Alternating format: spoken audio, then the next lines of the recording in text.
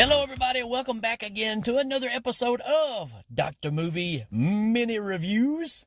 That's right, little short pieces that you can pick up from time to time and just listen real quick and move on to something else. The only podcast brought to you from the inside of my car, which is not running at the moment. I'm taking a break and thought I'd come out and throw this one together because of the movie that I watched in preparation for this episode. There is something about, from the years about 1986 to 89, that I think is just the sweet spot for horror movies. It's almost like everything possible was greenlit. It didn't matter how crazy, how absurd, or just how nuts it is. It was like everything was just said, yep, that sounds great, let's go with it. Some of the craziest, most outrageous horror movies that are now classics are really in this time period. And I think there's a lot of factors to it. The VHS boom, for one thing, because you start to have all the mom and pop shops opened up where people could go rent everything. It became kind of the standard. Then you had the release to video, so you didn't have to have super big budget. You could do these low budget things and able to get distribution and put out and have them setting right beside the big blockbusters of the time. So what an interesting time. Personally, I look back at those years as pretty much my favorite times, possibly of my lifetime, because it's that age where you're, obviously I was a teenager and everything was influential, right? MTV was big, VHS was big, cable TV was, just really starting to happen just a few years before. So, yeah, man, just a very interesting time. And speaking of interesting, how about this movie, huh? From the guy that brought you Pieces, that's right, which will probably be talked about on this show as well. But from the director that brought you Pieces, we get this movie. That's right. They crawl. They leave slime trails. They eat people. It's Slugs. And again, so ridiculous, but so much fun. Pretty gruesome. This is, I don't know. It's almost like they're trying to do the whole idea of nature runs amok ideas, right? So with all the 80s stuff, it was all about toxic waste, right? Companies dumping toxic waste into landfills and the repercussions of it. And that's exactly what this is. But this one really plays like a mid to late 70s apocalyptic movie of the same source. Kind of like The Bees or something like that. Except you don't have any George Kennedys or people like that in this movie. The acting is a little shaky on this one. Not really great performances, especially the high school kids, if they're even close to high school kid age. That's the only weak point. Well, I'm going to say the only weak point. It's weak in an entertaining way. This movie is a whole lot of fun. But there's just some choices here that you kind of go, what? Did they really think this one through? Especially like the soundtrack music, right? All the background music, it jumps all over the place. And there's scenes where it sounds like this music came from an episode of Kojak or something, some late night TV drama series that used, 70s orchestration with some guy laying down a funky bass riff. You know what I'm talking about, like SWAT. Or, any of those shows from back in the day. Not the new SWAT, the old original SWAT. The musical choices in this just crack me up. So that's something to really kind of check into when you're watching this movie. But let's get down to the nitty gritty. You got crazy music. You got some shaky acting from certain people. You got some dialogue. You're like, boy, they just really didn't try hard on this one. But it really doesn't matter, because at the end of the day, you're watching a movie where toxic waste has mutated slugs and they're taking over a town. I don't know what else to say. I mean, that's perfection. Again, somebody walked up and said, hey, I got an idea for this movie. toxic waste, mutated slugs, eating people. Sold. Let's do it. Right? Even as ridiculous as it sounds, I'm going to have to hand it to him, man. The effects in this are really good.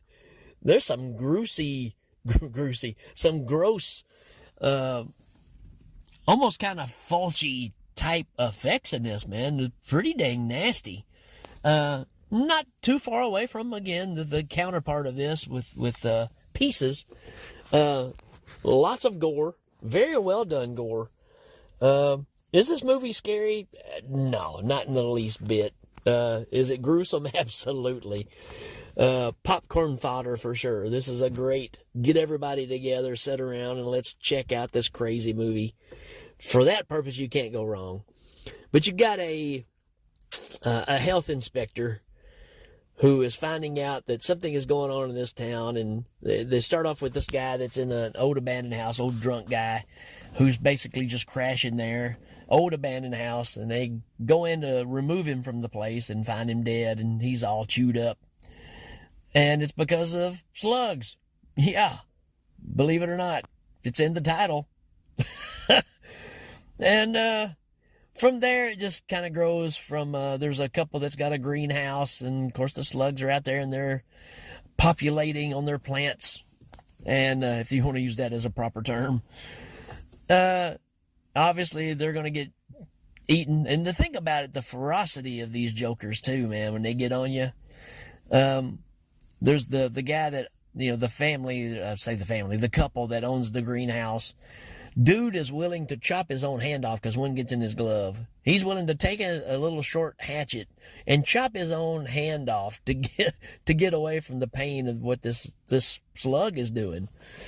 So, yeah, that's pretty wild. And so you get a lot of scenes like that. You get a young teenage couple that's waiting for the parents to leave, and they start messing around at the house, and that doesn't end well either. Matter of fact, the effects of that are pretty amazing. You get a buddy of the health inspector who's making a big business deal there in town, trying to bring money and business into the town. And his wife makes him a salad and actually chops up a slug in the salad and puts it in there by accident. And he eats it. And as the story goes on, it's one thing to have the slugs attacking you, but they also carry a parasite inside of them that causes a lot of havoc as well. So right in the middle of this dinner meal, this guy starts having issues, and pretty much his face just falls off in front of these people that he's doing business with. It's gruesome. And it's right in the middle of an Italian restaurant. It's fantastic. From that point on, health inspector and the sheriff have a terrible relationship. They don't get along at all. And one thing I love about this movie is how that all ends too, right? So we'll get to that towards the end of this conversation, but they don't get along one bit, but they're stuck having to work on this stuff. And of course, health inspector's telling everybody, we got these killer slugs. As ridiculous as it sounds, that's what he's going around telling everybody. And of course, nobody listens to him. They're not going to buy that. Who would, right? And you can see all of the tropes here, right? This is like the mayor in Jaws, right? We're not going to believe this. You're nuts. You've lost your mind. You don't know what you're talking about. You do your job, I'll do mine. All those conversations happen, right? And health inspector is trying his best to take care of the problem, and he finds another guy that works in the town that takes care of the facilities, I guess you'd say. Takes care of all the sewers and all that kind of stuff. And he goes down to do some inspecting himself and finds dead animals, and I'm going to say even some body parts that are down here in this sewer. So our dynamic duo at this point get together and try to figure out a solution. And through this whole process, our health inspector, which is named Mike Brady, by the way. So yeah, the dad from the Brady Bunch is fighting slugs. Yeah, obviously, it's not the same guy, but I think that's pretty hilarious. I wonder if that's on purpose. Don't know. But there you go. They take it to this guy at a lab.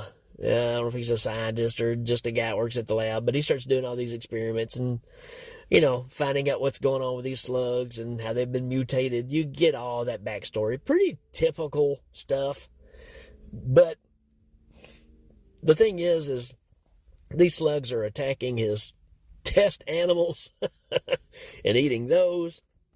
And this lab guy is just totally fascinated by it. But he finds out that he can take a certain chemical and he makes a concoction out of it, and you pour it on it and it kills them. Which I find is hilarious, because they're going to spend all this time finding all these chemicals to mix this big batch, when realistically you could probably just walk out there with a salt shaker. Go get you some, one of those big containers of salt and just start sprinkling, man. How about put it in one of them seed spreaders, right? Where you can just crank it, you just walk and shoot the salt everywhere. Just saying. Maybe I was ahead of my time. Maybe they didn't think about that. Maybe these are mutated enough that the salt doesn't work. I don't know. But anyways, that's my idea. So instead of taking all these chemicals and having to make a big batch and who knows what it costs, you can just go to, Family Dollar or Dollar General and buy some salt. I digress. But anyways, when it comes down to it at the end, they're trying to gather all of them together, a la Night of the Creeps, get them all gathered into one location and try to kill them all at once. And for the most part, their idea works to a certain degree. There is one cool scene where the guy that works in the sewage area decides to electrocute a bunch of them. So he cuts an electrical wire that's in the sewage. Why there'd be one, I don't know. But he cuts it, sticks it in the water, and of course it fries a bunch of them. And I'm like, well, why didn't you think of that before? And now you've got this chemical. But man, when they drop this chemical in there, does it work? It works and then some. It pretty much blows up the whole town. It's coming up. I mean, it's again, this is some great work, because you're seeing the impact of when this chemical hits the water. It pretty much just incinerates everything through the sewage system. Even the houses where all these murders were happening were tied in directly into the area where the sewage system is set up. So it even blows up those places. That's pretty awesome. I find it very enjoyable. And I'm going to kind of leave it there. I will say, though, the sheriff comes up afterwards. There's some other things that happen that I don't want to talk about, because, again, I want you to watch these movies. This is on Tubi. Again, all these are on Tubi. I'm just, finding them on here and saying, hey, why not? Let's do this again. These are great. And this one ends up, I love the fact of, at the end, you think there's going to be this big thing where the sheriff comes up and apologizes, and he kind of does. But Mike Brady ain't having it. And so their relationship is still as crappy as it was to begin with. And I love that aspect of it, right? Throwing that little bit of something different in there. Oh, by the way, I forgot to mention, this is all happening at Halloween. Why? Don't know. Doesn't matter. The fact that it's Halloween has nothing to do with this movie. But when most people talk about watching Halloween movies, they never bring this one up. But this one is 100% happening at Halloween. So there you go. Stick that in your cap. And there's only about 2 things that even let you know that it's Halloween, because the teenagers are all partying one night, right? They're all out parking, hanging out.